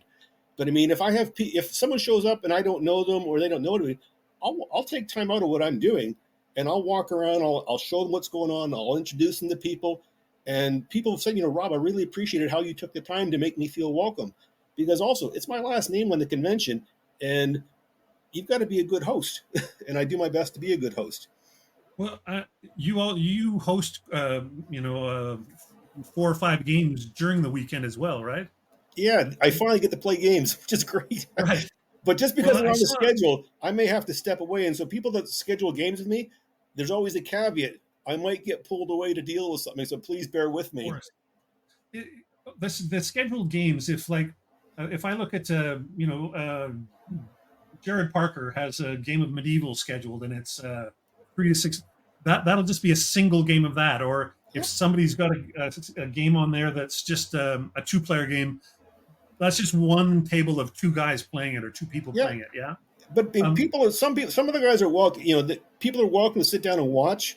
The caveat, I always tell people though, don't touch what's on the table, because some people, as you know, us war gamers, some of us have kind of quirky personalities, and some people are a little bit touchy. But I've managed to deal with all of that, and never really had an issue with people, so it's great. Well, I saw on your personal schedule that you're going to play Night Drop or Night Drop 2. Is that the from Battles Magazine? Is that Yep, the? exactly. Oh, And of that's course, see, I've been to St. Mariglees, I've been to Utah Beach, I've been to those areas, and to be able to play a board game on the places I visited, it helps bring it makes the history more real. And these are games that I've wanted to play for a while. I've had no one to play them with, so I've started using Bottoscon as a way to get games off my playlist. I'll schedule them for that convention. That way, I know it's played, and yeah, it just well, I used to game all the time, but unfortunately, as you get older, life gets in the way. Other friends they have different interests, so it's more difficult to play some of the games I want to play. But I get to play them at Botoscon because oh wait, it's my right. convention. Yeah. I when I go to conventions, I'm always trying to place more than half of what I play at a convention is new stuff or stuff that I haven't, that I've always wanted to play. I play a couple of things that I know, but mostly it's like let's try something I haven't managed to wrangle somebody into playing. But Well, I'm jealous that you're getting to play Night Drop because a Battles magazine, I just miss that magazine so much. I love that magazine, and and they're out I of wish it print. had gone away. What bugged me was they were supposed to do that. They were scheduled to do the 101st Airborne, and they were going to re-release the 101st and 82nd Airborne as one package. Well, it's not going to happen. So unless Yeah. I design a map myself to do it, it's not happening. And they also did one on the Canadian, where the third British dropped. That design I wasn't as happy with because I kind of felt they kind of slighted the Canadians, because that's one of my little foibles. It's like, don't mess with the Canucks. We did good things. Yeah, I think all of us Canadians are a bit like that. Yeah. Um, But so what in conventions? So you're in Edmonton. So what conventions do you go to? Oh, I go south. I go down to GMT West once or I've been there twice a a couple year, times. and I go to San Diego HistCon. Which, yeah, was it? That's Harold Buchanan, right? Harold Buchanan and that Yeah, gang. Yeah, I've always wanted to go to his event, but he always runs it the same weekend I run my convention. So yeah, I'm exactly. like, Harold, can't we change? Can't we He's like, this is my date. I'm not changing it. Okay. So Yeah, you no, can have the I have to. Americans, I'll have the Canadians, and people in Washington State can either go north or south. I hope to get down to the one in Tempe sometime too. Quantum Expo, I've been Yeah, twice. First time I went, I got heat stroke because it was so god awful hot, and I missed a day and a half of gaming. I started playing Normandy 44 with these three other guys. I got sick, puked my guts out. I came back the next day to find out that my airborne were cut off, and my partner had basically used the airborne to attack us into a loss. So, and I'm like, but things happen, you things know. happen. Yeah, But yeah. that's a good convention. John Kranz with his Quantum Expo and GMT West were kind of my inspiration for what I did, because I looked at how they ran their conventions. It's player driven. So, John hosts a space, GMT hosts a space, but the players determine what gets played, whether it's Yeah, GMT games or absolutely. other stuff. And that's the attitude I took for my convention. I'll provide a space. I might have some rules you have to follow, but you play what you want to play. And I always joked, no Pokemon Pikachu or Magic the Gathering, otherwise it's good. Fair enough. Well, but you do a little more than just gaming there. You have some guest speakers. I was really jealous when you told me about this year's speaker. This is my first year. So for years ago, my friend Stephen Newberger, of course, is from Canada Simulations. He was Yeah, like, well, Rob, I could give a lecture. And I'm like, Stephen, I really appreciate it. But I think most of the guys, they just want a game. They don't want to take time out for lectures. But this year, I'd met Mark Zolke a few years ago, and I'm always trying to do something value added. And this year, it just happened that his schedule and my schedule worked out. And Mark, he gave me a deal on a speaking rate. So because the convention's it's at a point where I have the excess funds within my budget, so I was able to pay to bring Mark over. I'm putting him up in a hotel, buying his food, and paying his speaking fee. But it's just a value added event. But also, I did it as a way of, because I'm running it Wednesday, it's a way maybe to encourage people to come into town a day earlier, which benefits the hotel where I run the event. I never studied marketing. I had a degree in history, but I know a little bit about business. Well, and what a great guy to pick for your first speaker. That he's I've read 3 or 4 of his books. No, He's easily the sort of the go-to guy for Canadian military history right now. very much so. I mean, like I've read Terry Kopp, and of course, they all took their inspiration from Terry Kopp. But I find Terry a little dry. But Mark's books are very highly readable, and because he initially set out, he was talking to actual veterans. Like his Italian series, there were a lot of Italian vets still around. By the time he got to Normandy, not so many vets, so he had to rely on more, anecdotal and other sources. But his books are, you can see yourself there. And I've used his books for when I've actually visited Normandy to find stuff. And Right. with Mark, you can email the guy. Like I was trying to find where a certain Victoria Cross winner earned his, won the Victoria Cross. He was able to give me the GPS locations, and I was able to find it. You know, Oh, nice. and Mark, yeah. But Uh, the other guy I like is Mark Milner with his Stopping the Panzers. Have you read Stopping the Panzers yet? I haven't. No, You have to read it because check for it out. years the Americans and the Brits were like, yeah, the Canadians were tactically inept and relied too much on artillery, and the SS kicked their ass. Well, you read Mark Milner's book, and it's yeah, we didn't get our ass kicked. We we stopped them. We were fought out, but the plan always was we were never going to Caen. That's Third British. Our job was to cut the Caen Bayou Highway and prepare for the armored counterattack, which we knew was coming. The Canadians had twice the artillery support of any other division in D-Day, and there was a reason for that because it was our job from the very beginning of the planning of D-Day that we would defeat the German Panzer counterattack, and we did. And it gives me an Uh, inordinate amount of pride knowing that we did this. I just wish more people knew what we did.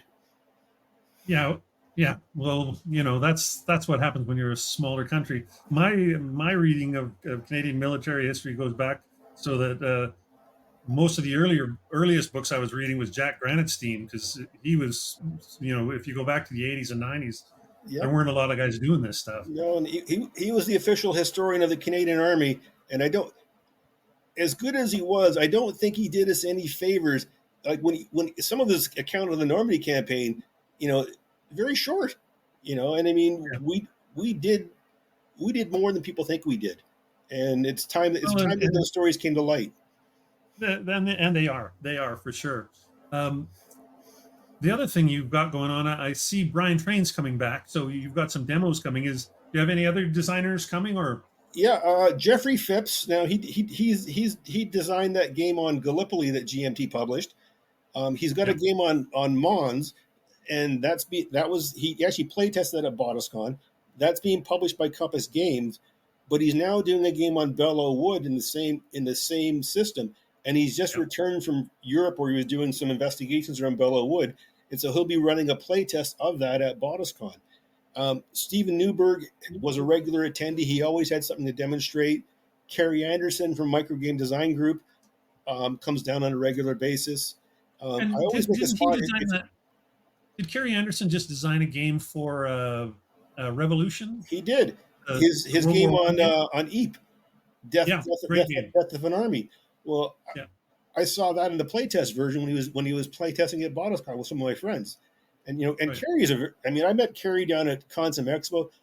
He's a great guy to sit down with, play a game, have a beer with. He designed this wrestling card game, and it's a total trash fest. And you can see it's a beer drinking game playing with your friends and just trash talking to each other. And it's old Canadian style wrestling.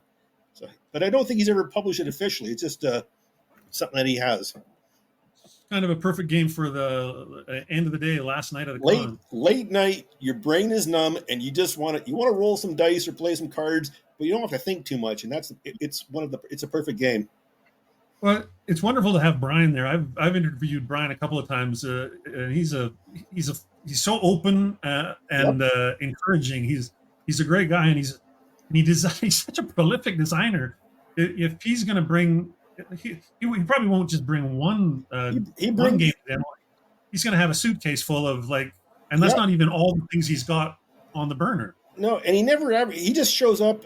I give him a table, and whoever sits down and wants to talk to him, and he'll pull whatever out that you want to try it. He'll pull it out, and you'll take it for a test run. Ian Weir from Red Sash Games is one of my founding attendees, and Ian hasn't missed a Bottoscon other than the pandemic, and his card game, I guess, that he had on the it was one of the sieges. I can't remember the name of it, but he and I were playtesting at Bottoscon a couple of years ago, and Ian's also quite personable. But I mean, I love having the designers there, but no one gets any special. Everyone's treated equally. So just because you're a designer doesn't mean you get any. Like, they pay the same price as a regular person to be there. But I offer them the space, and I'll let people know they're there, because it's their way of getting their product seen and getting the word out. That's how you generate buzz. I'm sure they get a little bit of playtesting in as well. Like, it's always great to have fresh eyes when you have a group of playtesters. Sometimes you need fresh playtesters. Well, sometimes I had a friend of mine. He sat down with Ian, and it was a game on the Lace Wars, but it had to do with all these various families, whatever. And within 30 minutes of playing the game, my friend Rick says, "This is broken." And Ian was like, "What do you mean it's broken?" He's like, "It doesn't work." And so Ian went back, did some more work, and I don't think the game has been published yet. But do you think Ian eventually agreed with him that it was broken? And yes, I think he did, but he didn't appreciate hearing it was broken. But that happens sometimes, because as the designer, the rules make sense to you. The real test is hand the rules off and the game off to some people at a convention. I'm going to be over there. You go play there, and can you play the game as it's intended without my having to get you through it? And if you can, then the designer has succeeded. If you can't, you got to go back to the drawing table. Also, as a designer, if you're going to ask for feedback, you got to take the crunchy with the smooth. Exactly. But it's great that everyone's very relaxed at the convention. As I always joked, no a-holes allowed. I don't know if you have to edit that out. No, not at all. We can swear all we want here. Great. So you've got the convention to a great place. You got about 125 to 140 people, depending on the flow. And for the first year now, you're bringing in a guest speaker. What are your plans moving forward? Do you feel like it's going to get even bigger, or do you feel like you're kind of at the sweet spot now? I like the size that I have. It's manageable now. Unfortunately, when we located to this location, we lost about 1,500 square feet of space. So that's also why I had to introduce a cap, because our previous location we had over 4,000 square feet of space. This hotel is smaller, but one of my friends described the convention as a boutique event. We don't try to be something that we're not, and I don't want to put on any airs. So far, the last 2 years I've had a waiting list, but invariably somebody will cancel and people on the waiting list get in. So I've never really had to turn anybody away. And if someone wants to come to the convention, if they're struggling financially, I've comped passes left and right to get people in the door. I always tell them, if I comp your pass this year, plan for next year. But if you've got a problem next year, let me know ahead of time. We can work something out, because I know the guy in charge. Right. I find like 120 is a sweet spot for a convention for me. When the really big ones, it's just like, they're a bit overwhelming. Yep, they can be. But my problem was when we got to about 75 people, I knew everybody in the room. Once you start getting more than 75, I'm like, please make sure we're in your name tag, because I don't want to say, "Hey, you." But what's funny is that people will remember me, and I'm like, how? And of course, I'm the convention director. I feel bad when I can't remember someone's name, but it happens either with age or because if you don't see people on a regular basis, you're going to forget who they are. Unfortunately, I'll recognize the face, but I might not recognize the name. Yeah, well, same here, and it gets even worse now that I've had people. I had somebody come up to me at a convention recently and say, "I recognize your voice. I listen to your podcast." And it's like, well, good. How are you doing? What's your name? I have, Yeah, the camera. Or I've had people walk up and said, and they're like, "Oh," I was like, "Was I nice to this person?" They're like, "Oh no, of course you were nice to me, Rob." Good. Yeah, yeah, You know, because absolutely. I don't want to. I don't like. I don't like to ruffle feathers. If you know, I want Well, people no, to have a good time. we're all in this hobby to have a good time for sure. Yeah. Yeah, you've got your first speaker this year. Is this something you're going to try and repeat in the Um, future? I'd like to try. I guess it'll depend on how it goes over. Some people couldn't care less that I have a speaker coming in, but I mean, I'm hosting it at my local legion. So if I don't get enough Bottoscon people that want to come to it, I'm going to invite some of the guys from my legion to come out because oh wait, they're in a legion. They like Canadian history. They'll like this guy. And Yeah, yeah, yeah, yeah. my legion's giving me a good rate to rent the hall. So you know, I'd rather support them because the hotel was going to charge us too much money and didn't really have Right. a space that would have suited our needs. But yeah, I mean, I at one point a couple of years ago, Mark Simonich was going to come in, but then the pandemic, so we had to cancel 2020. And now Mark, who's a good friend of mine, he doesn't go to many conventions anymore. So I kind of missed the opportunity to have him come north of the border. But I got a buddy of yeah mine. he I saw him at GMT West last time and spoke with him there. But I think that's about the only place he goes. And well, you know him. He's he's the kind of guy. If for anybody who doesn't know him, he's so low key. Even though he's a tall man, Yep, he could still like move in and out of a space without you even knowing. He's just like he moves like like the wind or something. yep. So I met Mark, I want to say 2009. And that's when I'd heard about, like, he was already running these, he calls them Band of Gamers tours. So he was taking people to Normandy, to the Bulge. And I'm like, I want to go. And he's like, well, you should come. So I went on his tour in 2010, and we were in Arnhem, we were in the Hurtgen Forest, we were on the Somme, we were in Verdun. Great tour. And at the end of the tour, Mark is like, Rob, you're really good at talking to people. You should think about running one of your own tours. And of course, me being never having done it, I was like, I don't know. So in 2013, he and I co-ran a tour of Normandy where he basically planned the itinerary, but I was responsible. I mean, I would have to talk to people, and I drafted our itinerary from when we went to Dieppe. So Dieppe was my day where I got to explain about Dieppe to a whole bunch of Americans that really weren't aware of what happened at Dieppe. And then based on the success of that tour, I felt I had the confidence. I mean, I've run tours in 2017 in Northwest Europe. I've been back to Normandy in 2019. Just last year, we were in the Scheldt and on Hell's Highway. And this coming October, I'm taking some friends on a tour of the Western Front in like Verdun, Somme, and such areas. So it kind of dovetails with Bottoscon because you're seeing the history of what you read about and what you've gamed about. Well, if I didn't know that Mark did those tours, and in some way I'm surprised because he doesn't. I'm not surprised yet. He gave you the tap to speak because he doesn't really like to speak all that much. No, He we gets would more. show up at a place.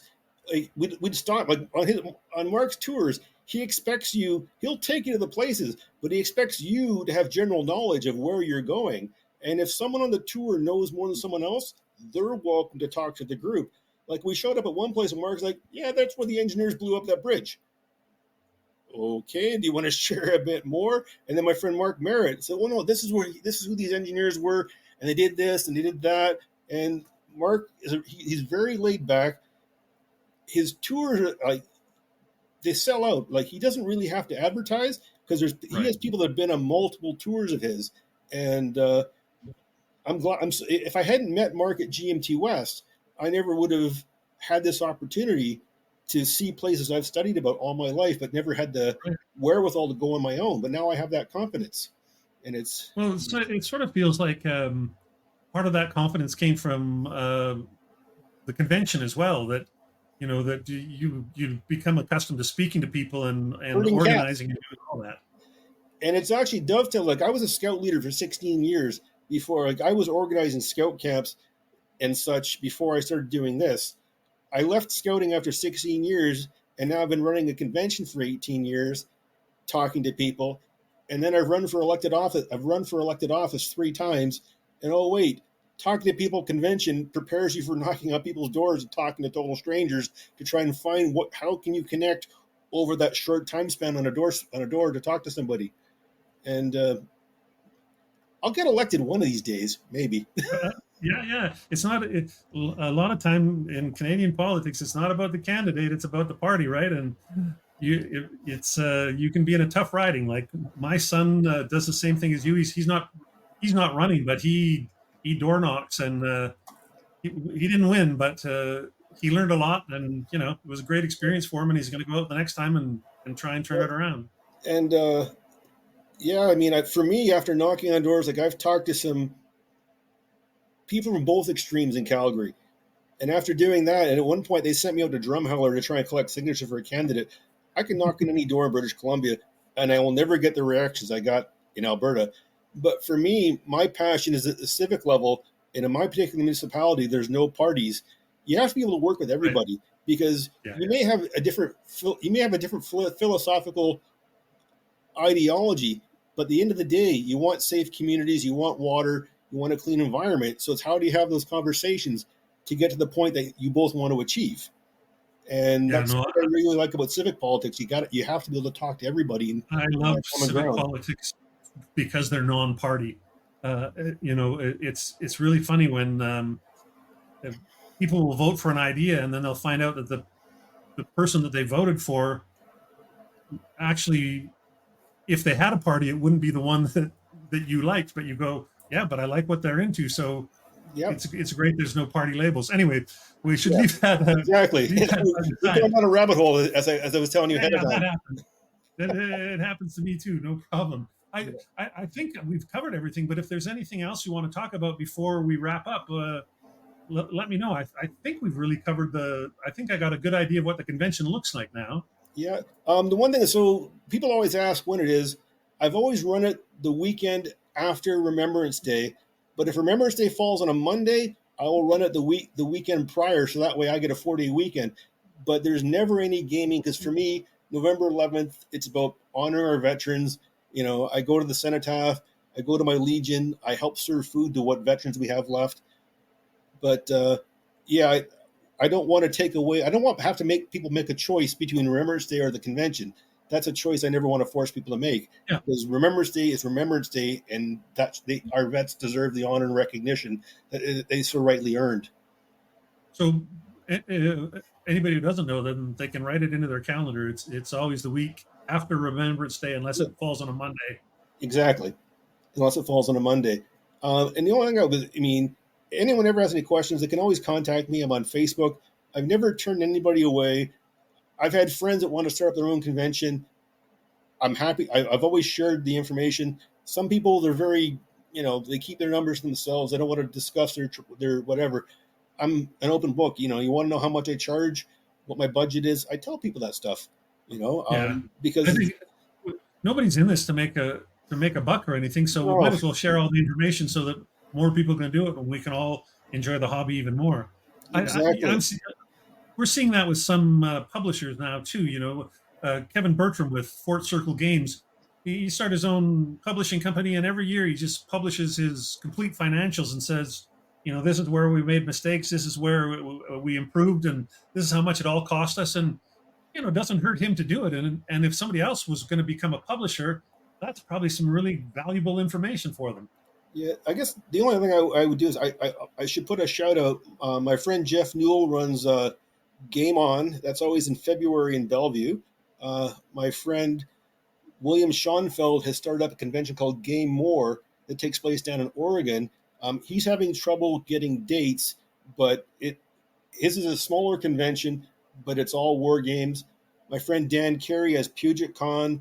And of course, you're in Calgary. You must know some of the guys that go to the military museum, because I guess there's a weekend of gaming in the military.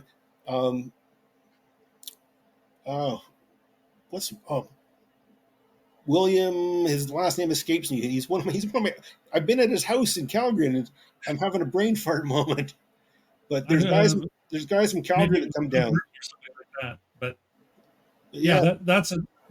I used to run the ASL club here, and we would sometimes meet. We would have our meetings at the military museum. It was fantastic. Will Burton, yeah. You know him? I totally know him. A couple months ago, I was over at his house playing Panzer North Africa. Yeah.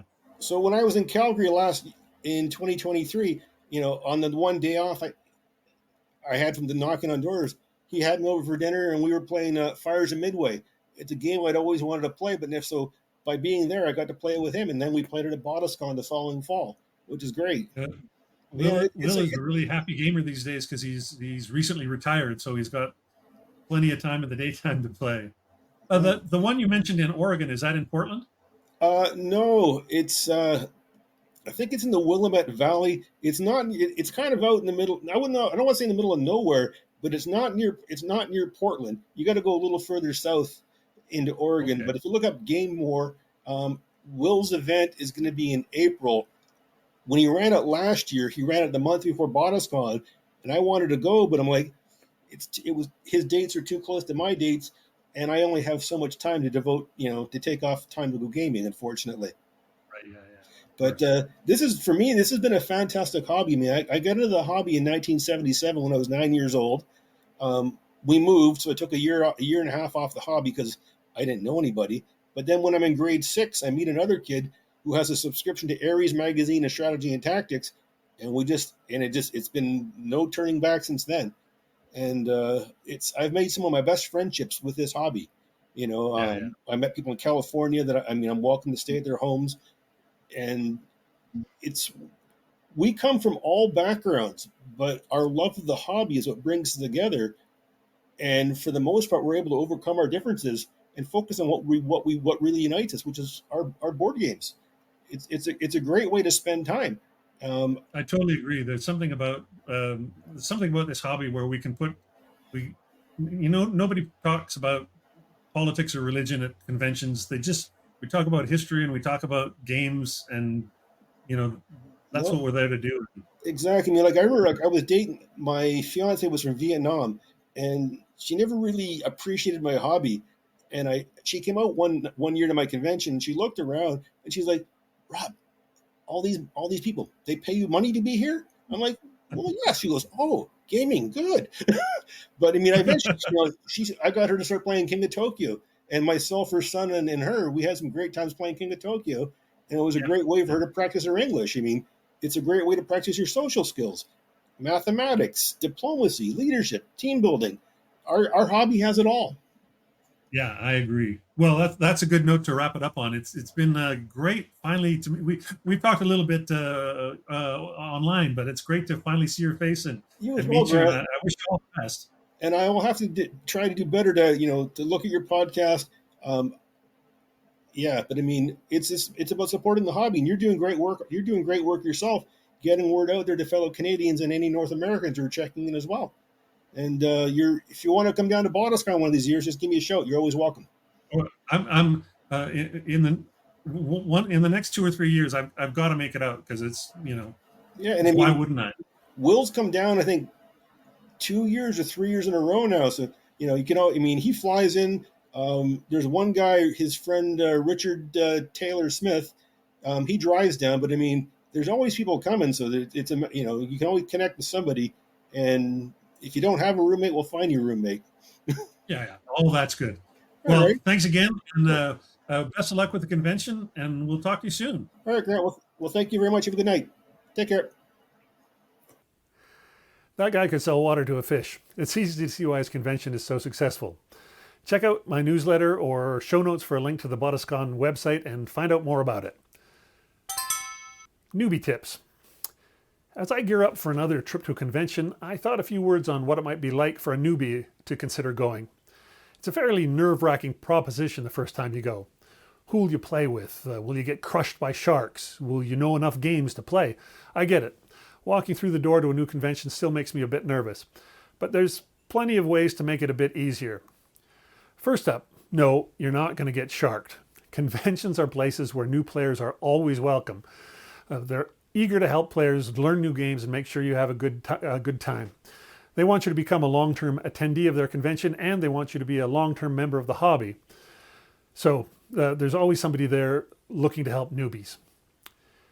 Conventions can be either very structured like Bottoscon and the World Board Gaming Championships, or they can be very loose like GMT's Weekend at the Warehouse, where there's literally no tournaments. Most conventions slide somewhere on the scale between these poles, but usually closer to one end or the other, not many that are right down the middle. With the more structured ones, you sign up ahead of time for all the games you intend to play, or at least most of them. The descriptions will let you know if it's appropriate for your level. At World Board Gaming Championships, you probably don't want to sign up for some of the hotly contested tourneys if you're worried about getting your butt kicked or getting sharked, but there's always tournaments where it's explicitly stated that they're happy to teach and happy to have new players. With the less structured conventions, there's more open gaming. That means people just play whatever they want with each other. If you're worried about finding games, though, there's often a message board or a Discord server or some other way for attendees to meet each other ahead of time. You can post what you'd like to play or respond to others' posts if what they're offering sounds good to you, and then you just decide on a time ahead of time when you're going to play that particular game. I've met dozens of new friends this way, and I've never had a bad experience. And I've never hooked up with someone who's interested in winning at all costs. I'm sure those guys exist, but I guess they're probably more likely to go to the structured conventions where there's tournaments specifically designed for that kind of ultra-competitive play. As well, many conventions will have designers eager to show their latest designs, either still in testing or newly published. They're usually very willing to teach new players their game, and that's a great way to play something new with no pressure to be good at it or to be an expert about it. And there are almost always multiplayer games going on that need just one more player because someone didn't show up or someone dropped out. They'll be grateful to have you. For many players, conventions are the only time they get to play these big 5, 6 or bigger games. So, all that to say, if you're shy or anxious, I get it. That's me as well. Despite doing this podcast, at heart, I'm a fairly shy person. But every convention I've attended has made me feel welcome and in my tribe within the first 30 minutes. Give it a go if you have an opportunity. Parting shots. Are you a counter clipper? Man, some folks have really strong opinions about this subject.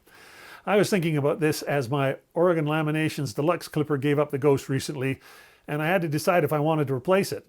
I did end up replacing it. In fact, this time I got both a 2mm and a 3mm unit, but I might have gone the other way. I don't clip every game I get. I tend to clip them if I know I'm going to have a face-to-face game with it, or sometimes I clip it because the corners are just too shaggy and it bugs me even if playing solo. But sometimes the counters are so well cut that there's almost no counter nibs and no corner nibs, and I don't feel the need to clip.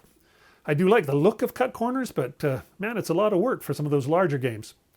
How do you feel about it? There's a poll question up on the website if you want to weigh in, or let me know via the forums or the comment sections on the website as well. I had thought that more people were counter clippers than not, but I'm starting to think it's closer to 50-50, so let me know. Thanks again to those who have become supporters of Pushing Cardboard. If you'd like to become a supporter, there are links on the website, or you can join through my YouTube channel. And thanks as well to those who take the time to use my affiliate link when shopping at Noble Knight Games. I really appreciate it.